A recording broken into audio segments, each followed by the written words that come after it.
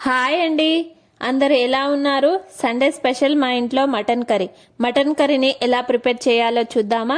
కావలసిన పదార్థాలు: మటన్, ఉల్లిగడ్డ, పచ్చిమిర్చి, టమాటా, హోల్ గరం మసాలా, ఆయిల్, అల్లం వెల్లుల్లి పేస్ట్, పసుపు, ఉప్పు, కారం, మటన్ మసాలా, పుదీనా, కొత్తిమీర.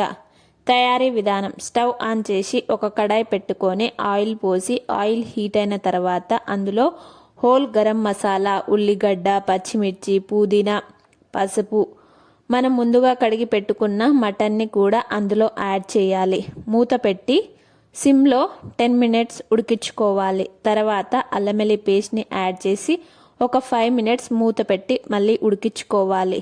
అందులోకి టమాటా, ఉప్పు, కారం వేసి మళ్ళీ మూత పెట్టి ఒక 10 మినిట్స్ ఉడికించుకున్న తర్వాత మనం వాటర్ని యాడ్ చేసుకోవాలి. ఇలా మొత్తం కలుపుకొని మళ్ళీ సిమ్లో పెట్టి ఒక 30 మినిట్స్ ఉడికించుకోవాలి. లాస్ట్కి మటన్ మసాలా, కొత్తిమీరని యాడ్ చేయాలి.